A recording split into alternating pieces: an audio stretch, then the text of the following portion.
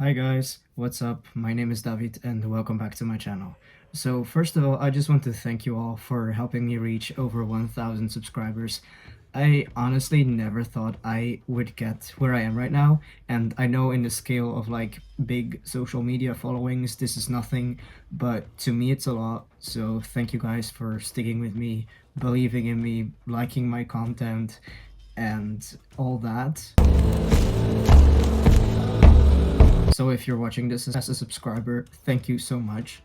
But if you're new here, hi, my name is David, I study Scandinavian Studies, and on this channel I talk about a lot of things, mostly related to Viking Age history, queer history, my experience as a queer person in life, but also in Norse pagan spaces. I have already made one video about going to pagan festivals as a trans person, so a lot of things I'm going to say today are probably going to be similar to the ones I said in this video, but it has been a year and I have a lot more experience now, so I want to share new things and specifically talk about whether these pagan spaces, not only Norse pagan but just pagan in general, are safe for queer people. And when I say queer people, obviously I mean people who are visibly queer or are doing queer things in those spaces.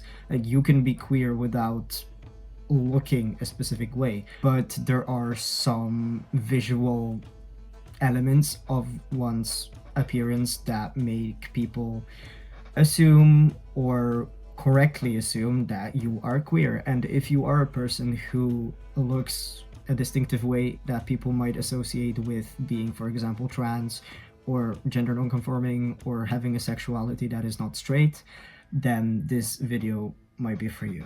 So I have been to a lot of pagan events, and I have to make this clear because I know that a lot of my audience is from the United States. I am from Europe. I have never been to the United States, and looking at the current political situation, I don't think I ever will. I mean, I'd love to visit, but right now I don't think it's safe enough. At least not everywhere.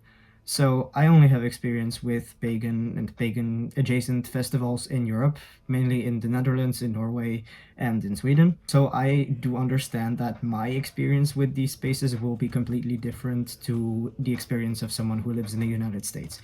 I also acknowledge that I pass as a white man, which I am, so I will inherently be more safe in spaces that are dominated by white men, but I still am visibly queer and I am a trans man, so I can still be subject of discrimination or worse. So a first question might be, what is a pagan space or a pagan festival or pagan event? Well, that's the thing, it can be a lot of different things, and depending on what type of event it is, it might be more or less safe for a queer person to attend. So for example, a pagan festival that might not necessarily be as pagan as other festivals is Kastelfest in the Netherlands, which is more of a Ren fair, but it does include one big pagan ceremony where a wicker statue is ritually burned and people can put offerings in it, and a lot of people who come to that celebration take it very seriously. But there is also a lot of people coming to that event just to do cosplay or just to listen to nice music, buy cool stuff. So not everyone there would consider themselves a pagan, and even those people who do consider themselves pagan are not all as heavily involved in actually doing pagan stuff. So an event like that is usually not only queer inclusive, but also queer dominated, because it allows people to dress up in ways they might not dress up in their day-to-day life, which is obviously something that a lot of queer people like. And generally it is also targeted to a younger audience, so there's a lot of family friendly stuff, like a lot of kids going around there, so it's not really a space for these extremist groups to enter, like white supremacists. So events like that are generally pretty safe, at least those that I have been to, again in Europe, but I can imagine that Ren fairs in the United States are probably of a similar caliber. So yeah, events like that are not fully pagan, but they do have elements that are targeted towards a pagan audience or an audience that is interested in paganism. So there's that. Then there's another type of pagan event, which is an actual celebration of an actual pagan religious community. Now, I've been to celebrations like that in Uppsala in Sweden with the organization Samfundet Fornsed, which means the organization of the old ways, basically, which is a officially recognized pagan organization in Sweden. And these events are specifically targeted towards people who either share their beliefs or at least want to take part in their rituals in a respectful way. So while I am not part of this particular religious organization, I still went to their events and I felt very welcome as a queer person, and I saw other queer people there. And this organization is vocally anti-discrimination, anti-sexism, anti-homophobia, transphobia, racism. So that's great. But there are also pagan organizations who are very exclusionary and tend to go the almost neo-Nazi way or fully neo-Nazi way. So if you ever want to take part in an event that is organized by a religious community, make sure you know what their stances are, and that would suggest to you what type of people are attracted to their events. But you just have to look out for yourself and make sure that the places you go to are safe for you to go to. Again, this is in Europe. I am aware of some progressive pagan organizations in the United States, such as the Troth, but I also know that there are very alt-right pagan organizations in the United States, so be careful. Then another type of pagan event specifically related to Norse paganism is everything Viking related. Now, these types of events usually attract the most weird people in a negative way, because a lot of cisgender heterosexual white men who also have racist and sexist and other types of bigoted beliefs are attracted to the ideal Viking masculinity. So while these events are not created specifically for them, they do attract a lot of these types of men. And I also need to say, not everyone who looks like that type of man is like that.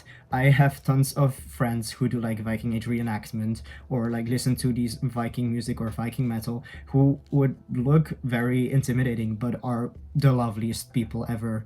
So you also probably should not be prejudiced against people who go to these events and look like that, but you do need to be aware that there are going to be people with those questionable beliefs. So every year I go to this a festival in Norway called Midgardsblot, which is actually happening next week, and I am going again, obviously. So their site also states that they are against all types of discrimination, and while this is great on paper and they have been trying to enforce that, it doesn't stop bigots from coming in. So even if an event is trying its hardest to be accepting and welcoming of everyone, there's going to be people who are going to be disagreeing with your beliefs and your life, which is weird because you cannot just disagree with someone's identity. But okay, these people think they can. So I personally have been to this event a few times now, and I have personally never experienced any harm or discrimination or weird looks or anything.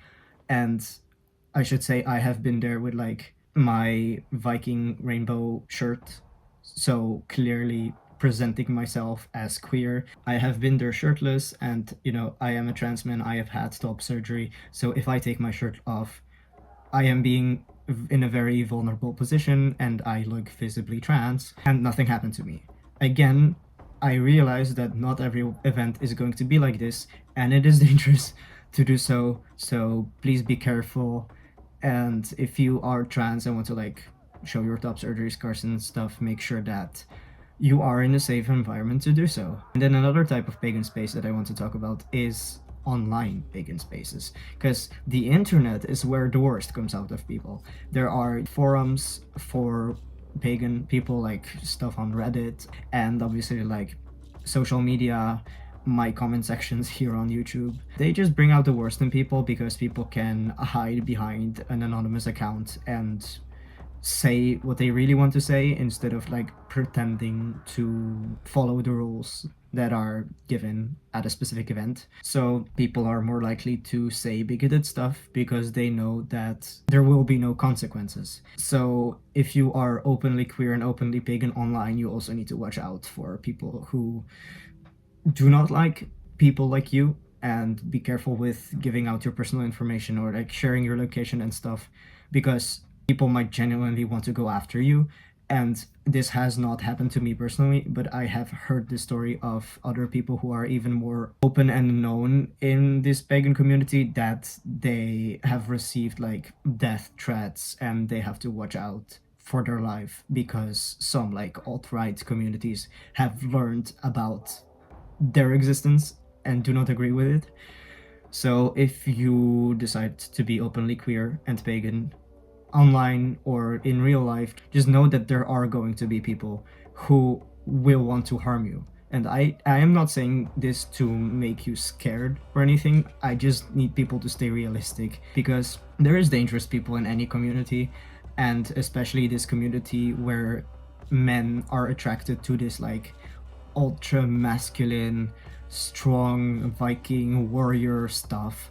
They can be violent, especially at events where drinking is involved, because it usually is. So my final advice is just that if you care enough about your own safety, then you will be safe.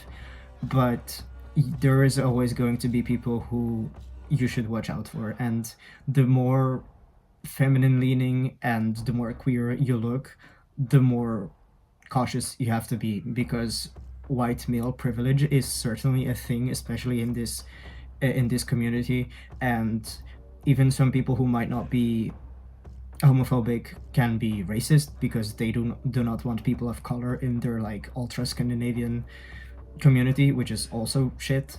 So yeah, I definitely understand that I am coming from a position of privilege, but that doesn't mean that I do not get targeted at all. And I still want to share my experience because I think it's important, to know how people feel, because it's not only about actual things that happen, but also how you feel about things that could happen. You might go to tons of events without something ever happening to you, but if you still feel unsafe, then it makes these events less fun. So I think it's good to be safe and know what to do in case you don't feel safe. So if you ever are at an event like this and you do not feel safe, don't be scared to talk to someone about it, especially someone higher up, like an organizer, to make sure that people that make you feel unsafe are not welcome at an event like that. So yeah, I hope this was useful. If you want to know more about my specific experiences, you can watch the other video that I mentioned in the beginning of this video. And yeah, I will be going to Midgårdsblot, this like Viking metal festival in Norway again in a few days, so you will probably hear about it from me again. And thank you for watching. Again, thank you for showing continued support to my channel. If you are not subscribed yet and you enjoyed this video, make sure to like and subscribe, and I will see you next time. Bye bye.